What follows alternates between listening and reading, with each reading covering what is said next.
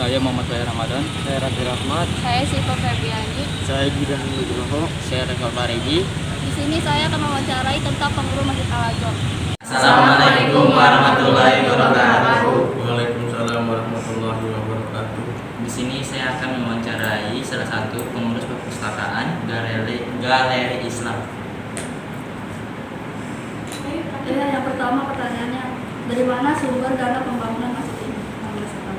Sumber dana pembangunan masjid itu berasal dari pemerintah kota, dibantu dengan masyarakat Tangerang. Itu sumber dana dari Masjid Al-Azhar. Terus kegiatan di masjid ini ada apa saja Pak? Ya kalau saya boleh tahu. Kegiatan di masjid ini banyak kegiatan. Sebelum pandemi itu kita punya kegiatan yaitu event event seni budaya Islam bisa dibilang, seperti seperti festival Al-Ajong, terus festival Ramadan, festival Rajab, terus kita juga Masjid Raya Al-Ajong juga menjadi salah satu tempat digelarnya acara sholawat Kota Tangerang. Itu biasanya acaranya pada HUT Kota Tangerang di bulan Februari, itu sebelum pandemi. Terus kita juga ada pengajian ibu-ibu. Pengajian ibu-ibu itu ada dari tingkat kota, tingkat kecamatan, tingkat kelurahan, itu ada di sini. Terus kita juga ditempati ataupun dipakai tempat, Al-Ajhar ini dipakai tempat untuk pengajian bulanan Buya Yahya.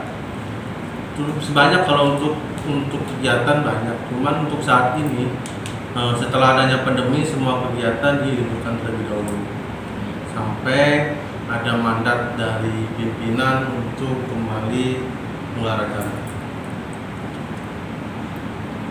Kalau untuk fasilitas di masjid ini dilengkapi atau tidak? Fasilitas di sini itu ada banyak. Yang pertama parkiran. Kita tahu semua parkiran Al-Ajhar itu lumayan luas. Yang kedua ada taman bermain anak. Taman bermain anak itu bukan hanya sekedar tempat bermain untuk anak-anak, tetapi tempat di mana orang tua mengajarkan anak-anaknya apabila kumandang azan itu dikumandangkan. Jadi kalau misalkan ada orang tua yang bawa anaknya untuk bermain di taman bermain anak, itu sekalian mengajarkan bahwa azan itu seperti ini. Ini udah waktunya sholat dan bisa juga untuk mengajarkan sholat. Terus kita juga punya galeri Islam. Galeri Islam itu yang sekarang kita tempatin itu galeri Islam. Bisa disebut perpustakaan, bisa disebut galeri Islam karena fungsinya banyak.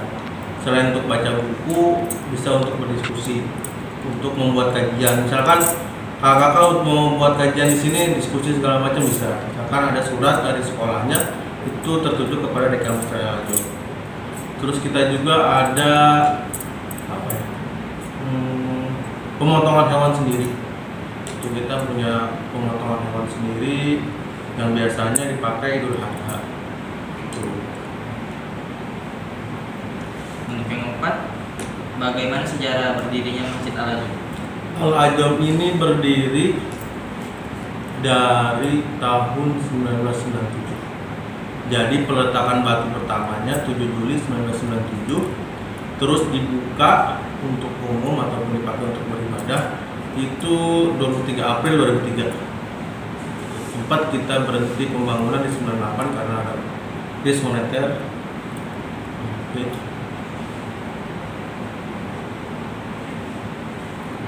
Bagaimana letak geografis Al-Azhar? Letak geografis. Strategisnya.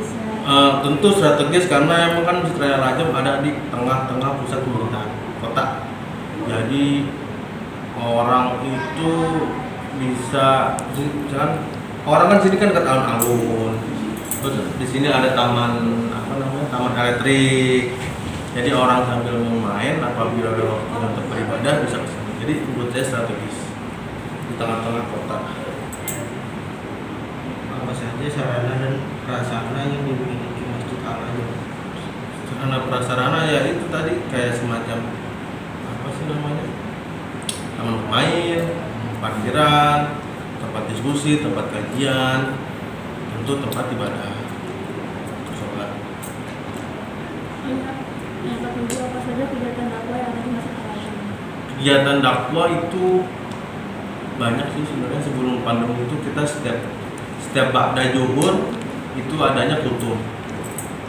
Terus setiap pengajian ibu-ibu itu tentu juga ada ceramahnya. Jadi banyak sih.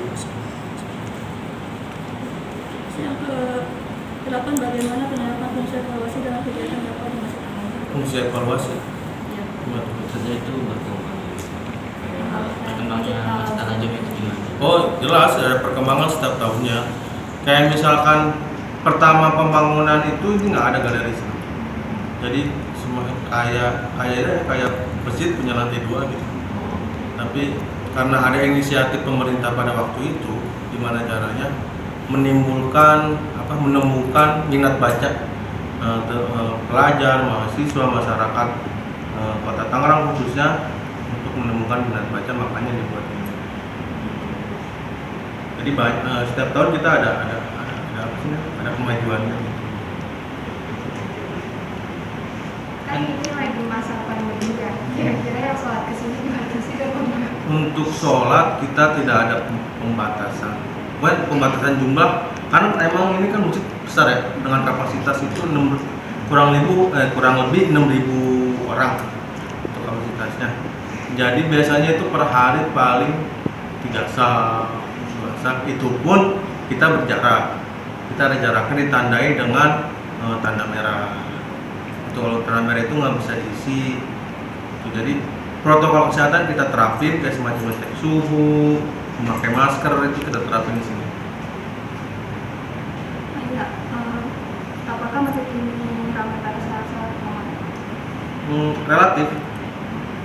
Dibilang ramai enggak, dibilang sepi juga enggak. Alhamdulillah ada yang ibadah. Untuk safnya yaitu 3, 4, 5 saf, 6 saf.